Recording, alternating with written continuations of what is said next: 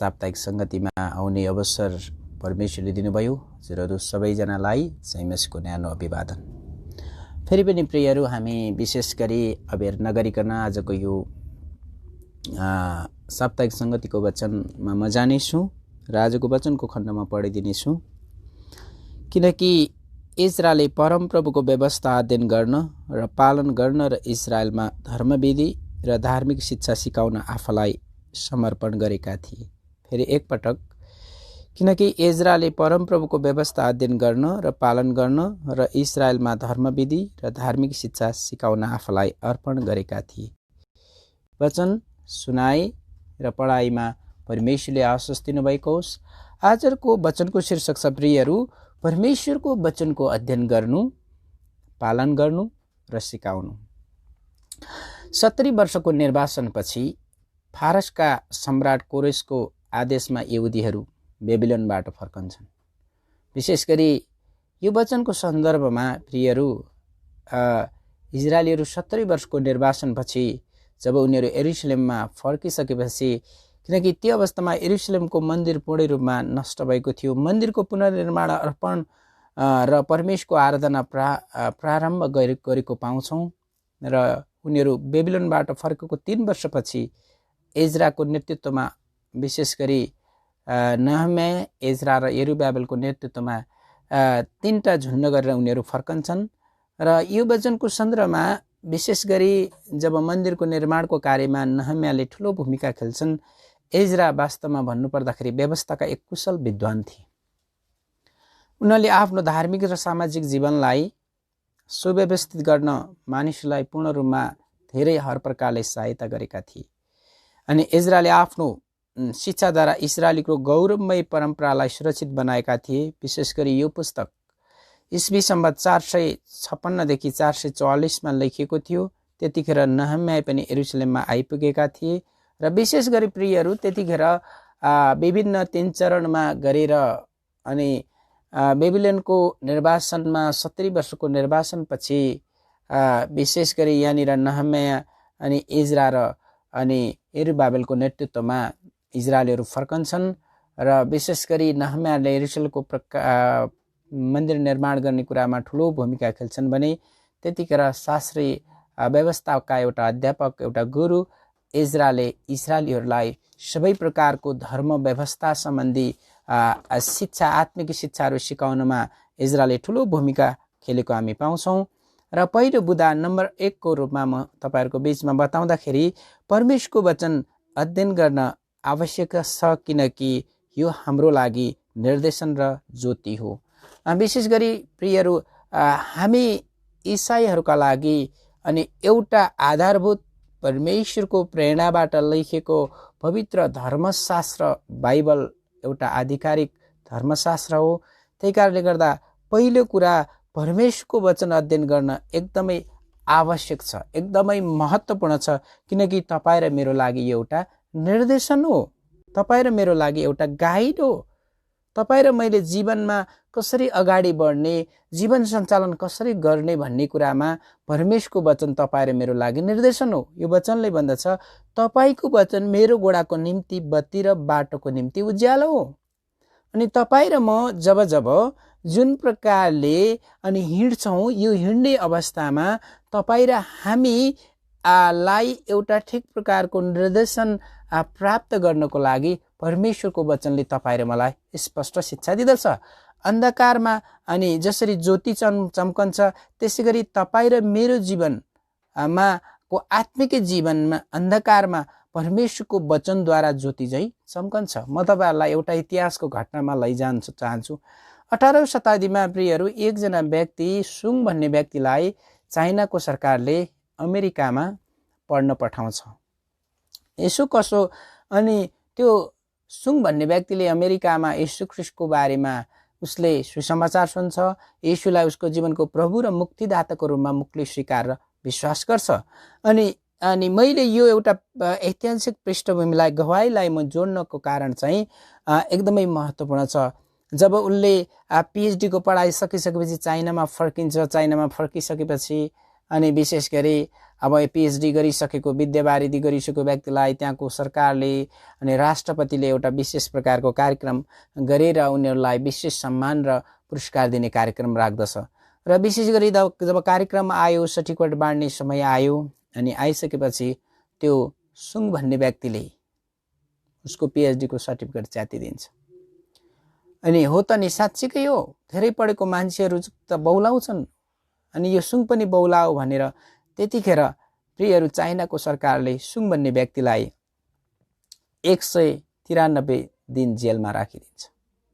तर अचम्मको कुरा चाहिँ 193 दिन जेलमा राख्दाखेरि त्यो सुङ भन्ने व्यक्तिले 40 पटक, त्यही पनि अहिलेको जस्तो बत्तीहरू थिएन, यस्तो ट्युबलाइटको बत्तीहरू थिएन, र एउटा सानो टुकीमा को भरमा उसले 40 पटक बाइबल पढेर सक्छ। जब ऊ जेलबाट बाहिर निस्किन्छ, जेलबाट बाहिर निस्किसकेपछि चाइनामा प्रियहरू यस्तो शक्तिशाली प्रकारले रिभाइभल जागृति आउँछ।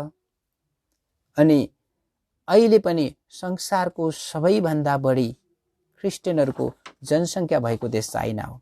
मैले यहाँनिर यो प्रसङ्गलाई जोड्नुको कारण चाहिँ प्रियहरू, परमेश्वरको वचन यति महत्त्वपूर्ण छ अध्ययन गर्नु। संसारको कुनै पनि ज्ञानभन्दा परमेश्वरको वचनको ज्ञान र मानिसलाई प्रभुमा हुर्काउने, बढाउने र परमेश्वरको मार्गमा बढाउने जस्तो असल र उत्तम कुरा केही पनि छैन। 2 नम्बर, परमेश्वरको वचन हाम्रो लागि आत्मिकी दुध हो।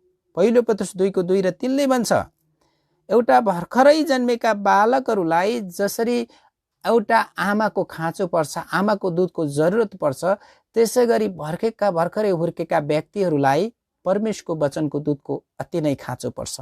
जसरी दुध खाएन भने बालक हुर्कन सक्दैन, अनि त्यसै गरी हाम्रो आत्मिक जीवन हुर्कनको लागि परमेश्वरको वचनलाई दिनदिनै अध्ययन गर्नुपर्छ, खानुपर्छ, मनन गर्नुपर्छ, किनकि आमाको दुध जस्तो स्वादिलो कुरा केही पनि छैन। के तपाईँले आफ्नो जीवनमा के आमाको दुधलाई कहिले पनि तपाईँले टर्रो छ, पिरो छ, यो त अमिलो छ भन्नु भएको छ? पक्कै पनि छैन प्रियहरू, किनकि आमाको दुध चाहिँ एकदमै के छ, स्वादिष्ट छ। अनि धर्मशास्त्र बाइबलको भजन सङ्ग्रहमा पनि यो कुरा हामी पाउँछौँ, चट्टानबाट निकालेको महभन्दा पनि मिठो छ परमेश्वरको वचन। त्यही कारणले तपाईँ र मैले विचार गरौँ, परमेश्वरको वचन अध्ययन गर्न एकदमै आवश्यक छ, महत्त्वपूर्ण छ, किनकि यो तपाईँ र मेरो लागि आत्मिकी दुध हो। प्रियहरू, तपाईँ र मेरो हातमा जुन बाइबल अहिले आइपुगेको छ, म एउटा ऐतिहासिक अर्को घटना पनि म तपाईँलाई भन्न चाहन्छु। 1884 तिरको एउटा घटना हो। बेलायतको एउटा गाउँमा एउटा गरिब परिवारमा अनि मेरी जोन्स र उसको गरिब बाबा आमा बस्ने गर्थे। त्यतिखेर मेरी जोन्स 9 वर्षकी थिइन्, तर उसमा परमेश्वरको वचन अध्ययन गर्ने यस्तो तृष्णा थियो, यति धेरै भोक र तिर्खा थियो कि अब उसँग 1884 तिर प्रियहरू तपाईँ र मेरो हातमा भएको अहिलेको जस्तो बाइबल थिएन। अनि 9 वर्षको बालिकाले पल्लोपट्टि भएको छिमेकीलाई भन्छन्, अङ्कल तपाईँसँग भएको बाइबल मलाई दिनुहोस्, मेरो बाबा आमालाई पनि पढेर म सुनाउँछु। तर अङ्कलले, त्यो पल्लोपट्टिको छिमेकी अङ्कलले उसलाई बाइबल दिन मान्नु भएन। छोरी, ठिक छ, आइतबारको दिन सङ्गतिमा हामी भेटौँला, तर तिमीले आफ्नो बाबा आमालाई यदि यो परमेश्वरको वचन पढेर सुनाउन चाहन्छौ भने तिम्रो बाबा आमालाई ल्याएर शनिबारको दिन 1 घन्टा जति पढेर सुनाऊ। तर समय बित्दै गयो अनि कति दिनसम्म, कति महिनासम्म यसरी दिनदिनै हप्ताको एकचोटि शनिबारको दिन अनि कति धेरै यसरी आफ्ना बुबा आमालाई ल्याएर परमेश्वरको वचन पढेर सुनाउने भन्ने कुरा चाहिँ उसलाई अलिकति झन्झट लाग्यो अनि ऊ प्रार्थना गर्न लागिन्। प्रियहरू, 9 वर्षको उमेरमा जब प्रार्थना गर्न लागिन्, गरिब बाबा आमालाई 9 वर्षको बालिकाले काम गरेर घरमा पनि सघाउनु पर्ने विभिन्न कुराहरू भएको कारणले गर्दाखेरि प्रियहरू तपाईँलाई अचम्म लाग्न सक्छ, एउटा 9 वर्षको बालिकाले लगातार 6 वर्षसम्म काम गरेर मेरी जोन्स 15 वर्षको उमेर मेरी जोन्सको हुँदाखेरि उनको हातमा एउटा बाइबल किन्ने पैसा प्राप्त भयो। 1884 तिरको कुरा हेर्नुहोस्, जब उसको हातमा एउटा बाइबल किन्ने पैसा आयो अनि मेरी जोन्सले बाइबल किन्नको लागि त्यो ठाउँ खोज्न थालिन्। तर 3 दिनको बाटो ऊ हिँडेर जान पर्यो र टी चार्ल्स थमस भन्ने व्यक्ति ले बाइबल बेच्ने गर्थे। टी चार्ल्स थमसकोमा पुगिसकेपछि अङ्कल यो बाइबल मलाई एउटा बाइबल दिनुहोस्, पैसा लिनुहोस् भन्दाखेरि टी चार्ल्स थमसले मेरी जोन्सलाई भन्छन्, हेर नानी, मसँग त एउटा मात्रै बाइबल छ, त्यो पनि अर्कैले पैसा तिरिसकेको छ। हेर्नुहोस्, 3 दिनको बाटो हिँडेर मेरी जोन्स गइन्, तर एउटा बाइबल पनि पाइनन्। अब चाहिँ मेरी जोन्सलाई यस्तो गाह्रो भयो र त्यो एउटा बाइबल पाउनको लागि मेरी जोन्सले प्रियहरू 3 घण्टासम्म धुरु रोइन्। अनि टी चार्ल्स थमसको मनमा यस्तो प्रकारले एउटा कुराले छोयो कि ओहो, एउटा बाइबल पाउनको लागि यो नानीले 3 घण्टासम्म रोइन्। अनि टी चार्ल्स थमसले केही सिप नलागिसकेपछि अर्कै व्यक्तिले तिरिसकेको बाइबल मेरी जोन्सलाई दिएर पठाए र टी चार्ल्स थमसको मनमा यस्तो कुराले टच छोयो कि मेरी जोन्स 20 वर्षको उमेर कि हुँदाखेरि प्रियहरू बेलायतको लन्डनमा युनाइटेड बाइबल सोसाइटीको स्थापना भयो। जुन बाइबल अहिले तपाईँ र मेरो हातमा छ, यो बाइबल तपाईँ र मेरो हातमा छ। एउटा 9 वर्षकी बालिकाको बाइबल प्रतिको जुन तृष्णा हो नि, भोकको कारणले गर्दाखेरि अहिले तपाईँ र मेरो हातमा आफ्नै भाषामा बाइबल छ। यदि आज तपाईँ र मलाई बाइबल पढ्ने तृष्णा छैन, यदि आज तपाईँ र मलाई परमेश्वरको वचनको अध्ययन गर्ने तृष्णा छैन, तपाईलाई अल्छी लाग्छ भने तपाईँ र म रोगका शिकार भएका छौँ। किनकि शारीरिक जीवनमा तपाईँ र म बलियो हुनको लागि अनि शारीरिक जीवनमा हष्टपुष्ट हुनको लागि भिटामिन युक्त खानेकुरा खानुपर्छ भने आत्मिक रूपमा बलियो हुनको लागि परमेश्वरको वचन एउटा भिटामिन भन्दा पनि सयौं गुणा शक्तिशाली कुरा हो। परमेश्वरको वचनले मात्रै तपाईँ र मलाई तृष्णा दिन सक्छ। किनकि परमेश्वरको वचन प्रेमले भरिएको, परमेश्वरको प्रेरणाबाट लेखेको वचन हो। पास्कलले भन्छन्, मानिसको हृदयमा एउटा यस्तो ठाउँ हुन्छ, त्यो ठाउँ कुनै पनि कुराको प्रेमले भरिन सक्दैन। कुनै पनि कुराको प्रेमले त्यो ठाउँ, रित्तो ठाउँलाई भर्न सकिँदैन। त्यो ठाउँमा भर्नको लागि एउटै मात्र कुरा छ, त्यो परमेश्वरको प्रेमले मात्रै भर्दछ। के प्रियहरू, आज तपाईँ र ममा परमेश्वरको वचन अध्ययन गर्ने तृष्णा छ? के आज प्रियहरू तपाईँ र मेरो जीवनमा परमेश्वरको वचनको मनन गर्ने भोक र तृष्णा छ? यो कुरालाई हामीले मनन गरौँ। राजा दाउदले भन्दछन् भजन सङ्ग्रह 42 1 र 2 मा, जसरी हरिणले खोलाको पानीको तृष्णा गर्दछ, हे परम प्रभु, म तपाईँको तृष्णा गर्दछु। परमेश्वरप्रति आज तपाईँ र म भोक र तिर्खाका साथ अगाडि बढ्यौँ भने परमेश्वरले तपाईँ र मलाई उहाँको आफ्नै सम्पत्ति, सबैभन्दा ठुलो कुरा आनन्द र शान्ति दिनुहुन्छ। यो कुरालाई तपाईँ र मैले नकार्नु हुँदैन। अनि 13 नम्बर परमेश्वरको वचन 2 धारे तरबार हो। हिब्रू 4:12 मा हामी यो कुराहरू पाउँछौँ। अनि विशेष गरी प्रियहरू, वचन बोल्ने व्यक्ति, म अहिले तपाईँहरूको बीचमा लाइभबाट वचन बोलिराखेको छु। जुन वचन मैले तपाईँहरूको माझमा बोलिराखेको छु, यो वचन 2 धारे तरबार हो। वचनले मलाई पनि काट्छ अनि सुन्ने श्रोताहरूलाई पनि काटिरहेको हुन्छ। अनि परमेश्वरको वचनले हामी आफैलाई जाँच्ने मौका र अवसर दिन्छ। कि आज तपाईँ र म परमेश्वरको वचनको अध्ययन गरिराखेका छौँ? परमेश्वरको वचन 2 धारे तरबार हो। यो चाहिँ एकदमै धारिलो हुन्छ। यसले चाहिँ हाडको गुदीलाई वार पार छेडिदिन्छ। भन्नुको अर्थ परमेश्वरको वचन सफा छ, स्पष्ट छ। परमेश्वरको वचन खुला छ। परमेश्वर वचन तपाईँ र मेरो जीवनको लागि आत्मिक ऐना हो। प्रियहरू, के आज तपाईँ र मैले परमेश्वरको वचनको साँचो रूपले अध्ययन गरिराखेका छौँ? प्रेरितको पुस्तकमा हामी हेऱ्यौँ भने पाउल र सिलासले विभिन्न ठाउँहरूमा परमेश्वरको वचन सुनाउँदै जान्थे, तर बेरियाका मानिसहरूसँग एउटा असल आचरण थियो, व्यवहार थियो। अनि पाउल र सिलासले बोलेको वचन चाहिँ यो ठिक हो कि होइन भनेर उनीहरू घरमा गएर फेरि अध्ययन गर्थे। कि आज मण्डलीमा लाइभद्वारा, जुमबाट, विभिन्न सोसल मिडियाद्वारा बोलिएको वचनलाई के तपाईँ र म घरमा गएर आज एकपटक जाँचेका छौँ? एकपटक फेरि परमेश्वरको वचनको अध्ययन गरेका छौँ? किनकि परमेश्वरको वचन, सर्वशक्तिमान परमेश्वरको वचन जो स्वर्ग र पृथ्वीको मालिक हुनुहुन्छ, यो परमेश्वरको वचन यति शक्तिशाली छ। परमेश्वरको वचनले तपाईँ र मेरो जीवन परिवर्तन गर्छ। प्रियहरू, म एउटा कुरा फेरि पनि अर्को एउटा महत्त्वपूर्ण कुरा बताउन चाहन्छु। परमेश्वरको वचन अध्ययन र मनन मात्रै होइन, परमेश्वरको वचनले तपाईँ र मेरो स्वभाव, व्यवहार, आचरणमा पनि परिवर्तन गरिदिन्छ। धेरै वर्ष अगाडि एउटा देशको मिसनरी अर्को देशमा परमेश्वरको काम गर्नको लागि जानुभएछ। जब अनि त्यो मिसनरीको पहिलो कर्तव्य त्यहाँ गएर त्यहाँका मानिसहरूलाई सुसमाचार सुनाउनु मात्रै होइन, तर चाहिँ त्यहाँको भाषा सिकेर अनि त्यहाँका मानिसहरूलाई सुसमाचार सुनाउनु र साप्ताहिक सङ्गतिमा वचन बोल्नु पनि हो। तर 3 महिना भयो, 6 महिना भयो, 1 वर्ष भयो, त्यो मिसनरी वचन के अरे त्यहाँको भाषा सिक्न सक्नु भएन।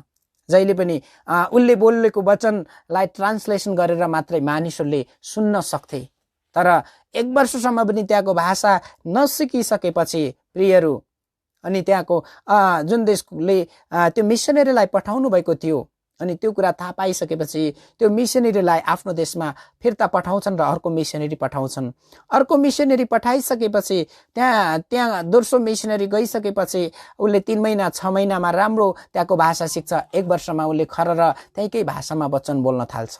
अनि एक दिनको कुरा उसले त्यो दोस्रो मिसनरीले जब यूहन्ना 3:16 येशूको नाउँको उच्चारण नगरेर वचन बोलिराखेको थियो, बिचैमा एकजना आमा उठेर भन्नुहुन्छ, ओ बाबु बाबु भो हामीलाई थाहा भयो तपाईले कसको बारेमा वचन बोल्दै हुनुहुन्छ।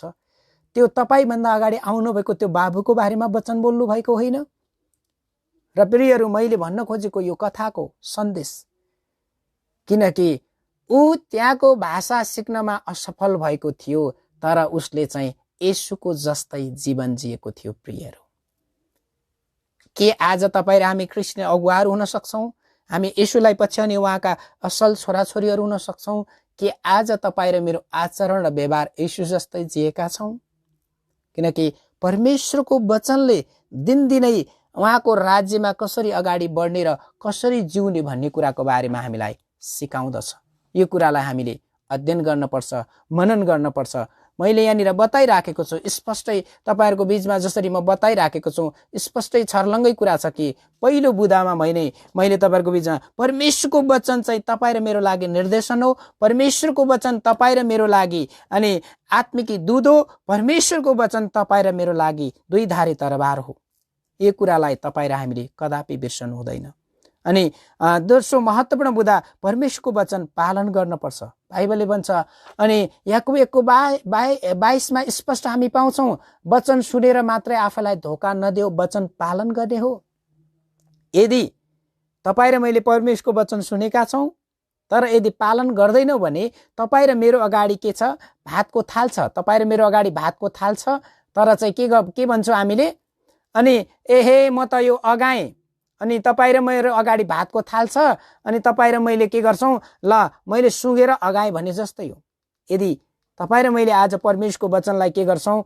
अनि विशेष गरी यदि अध्ययन गर्यौं, मनन गर्यौं तर पालन गरेनौं भने के जस्तै हो रे? तपाईको र मेरो अगाडि भएको भातको थाल मा भातलाई सुँगेर म अगाएँ भने जस्तै हो। प्रियहरू, त्यही कारणले गर्दा परमेश्वरको वचनको आज्ञा पालन गर्यो भने परमेश्वरले तपाईं र मेरो जीवनमा ठूलो आशिष खन्याउनुहुन्छ। के आज तपाईं र मैले परमेश्वरको वचनलाई कसरी अध्ययन गरिराखेका छौं? के विश्वासीहरूलाई सिकाउनको लागि हो? के एउटा विधि पूरा गरे जस्तो हो? अनि परमेश्वरको वचन पालन गर्दैछौं या गर्दैनौं? र आज परमेश्वरको वचनलाई कुन प्रकारले, कुन कारणले गर्दा, कुन कुराको लागि तपाईं र मैले अध्ययन गरिराखेका छौं, मनन गरिराखेका छौं? यो कुरालाई प्रियहरू आज तपाईं र हामीले मनन गरौं, विचार गरौं। किनकि परमेश्वर जो हुनुहुन्छ उहाँ महान हुनुहुन्छ र महान परमेश्वरलाई महिमा दिनको लागि अनि तपाईले विचार गर्नुहोस्। एउटा कुरा म तपाईलाई एकदमै महत्त्वपूर्ण कुरा बताउन चाहन्छु। अनि असल प्रकारले, राम्रो प्रकारले खाना खाने, भिटामिन युक्त खाना खाने व्यक्ति बलियो र मोटो घाटो हुन्छ या नखाने व्यक्ति मोटो घाटो हुन्छ? यो कुरालाई तपाईं र मैले बुझ्नुपर्छ, मनन गर्नुपर्छ। प्रियहरू, आज हामी यही कुराको लागि विचार गरौं। परमेश्वर तपाईं र मेरो साथमा हुनुहुन्छ। र अन्तिममा म निचोडको रूपमा जाँदै गर्दाखेरि विशेष गरिकन अनि यहाँनिर हामी देख्छौं, अनि डेरेक प्रिन्सले भन्छन्, तपाईं र मैले बाइबल पढिरहेको समयमा याद गर्नुहोस्, तपाईं र मेरो बाइबलले तपाईं र मलाई पनि पढिरहेको हुन्छ। यो कुरालाई तपाईं र मैले कदापि बिर्सनु हुँदैन। अनि बिल्ली ग्रामले भन्छन् कति पुस्तकहरूले जानकारी दिन्छन्, कति पुस्तकहरूले सुधार ल्याउँछन्, तर बाइबल मात्र यस्तो पुस्तक हो जसले बदलाउ ल्याउँछ। आज तपाईँ र म संसारको जुनसुकै कुनामा भए पनि, जहाँ भए पनि प्रियहरू, आज तपाईँ र म कुन केही कुराको लागि परमेश्वरको वचनलाई अध्ययन गरिराखेका छौँ, यो कुरालाई आज तपाईँ र मैले मनन गर्यौँ, बुझ्यौँ, हृदयमा राख्यौँ भने अवश्य पनि प्रभु येशूले एक दिन तपाईँ र मलाई उहाँको राज्यमा, उहाँको दोस्रो आगमनपछि स्याबास मेरो असल छोरा असल छोरी अवश्य भन्नुहुनेछ। र निचोडको रूपमा बताउँदै गर्दाखेरि परमेश्वरको वचन अध्ययन गर्नुको कारण यो तपाईँ र मेरो लागि के हो? परमेश्वरको वचन चाहिँ एकदमै शक्तिशाली छ, यो निर्देशन र ज्योति हो। दोस्रो कुरा आत्मिकी दूध हो। तेस्रो कुरा परमेश्वरको वचन तपाईँ र मेरो लागि दुई धारे तरबार हो। र अन्तिममा म भन्दै गर्दाखेरि परमेश्वरको वचन सिकाउनु, येशूले स्पष्टै भन्नुभयो, यसकारण जाओ र सबै देशका जातिहरूलाई चेला बनाओ, मैले गरेका आज्ञाहरू उनीहरूलाई पालन गर्न सिकाओ र युगको अन्तसम्म म तिमीहरूको साथमा छु। त्यहाँनिर प्रसङ्ग जोडिएको छ, पिता पुत्र र पवित्र आत्माको नाउँमा बप्तिस्मा दियो। त्यहाँनिर येशूले भन्नु भएन यसकारण जाओ र सबै देशका जातिहरूलाई क्रिस्चियन बनाओ, विश्वासी बनाओ भन्नुभएको छैन, चेला बनाओ। यो चेला भन्ने शब्द प्रियहरू बाइबलमा धेरै 196 पटक भन्दा बढी उल्लेख गरिएको छ। र ग्रिक भाषामा एउटा शब्द चलाएको छ, माथेठस भन्ने शब्द।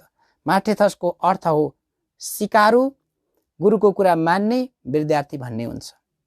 आज निरन्तर रूपमा तपाईँ र हामीले परमेश्वरको वचनलाई अध्ययन गर्ने मात्र होइन, परमेश्वरको वचनलाई पालन गर्ने मात्र होइन, मानिसहरूको बीचमा सिकाउनु पनि एकदमै महत्त्वपूर्ण छ। कि आज तपाईँ र हामी परमेश्वरको वचनको अध्ययन गरिराखेका छौँ, परमेश्वरको वचनको मनन गरिराखेका छौँ, परमेश्वरको वचनलाई मानिसहरूलाई सिकाइराखेका छौँ कि आज्ञा पालन गरिराखेका छौँ।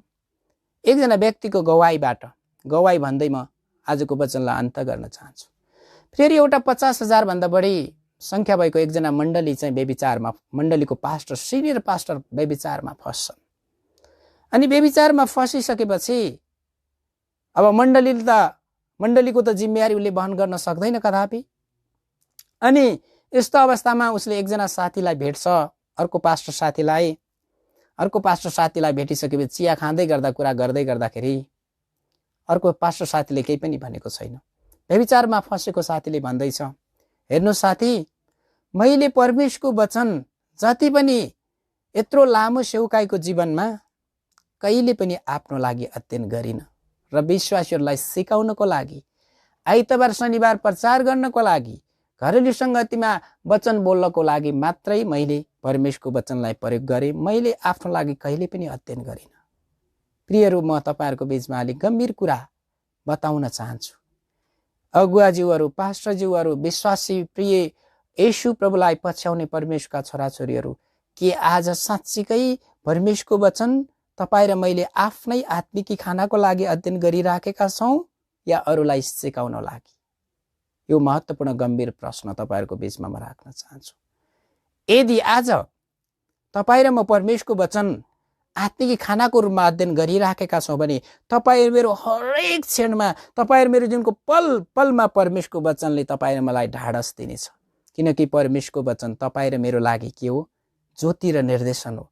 किनकि परमेश्वरको वचन तपाईँ र मेरो लागि आत्मिकी दूध हो। किनकि परमेश्वरको वचन तपाईँ र मेरो लागि दुई धारे तरबार हो। परमेश्वरले हामी सबैलाई आशिष दिनुभएको होस्। जय मसीह।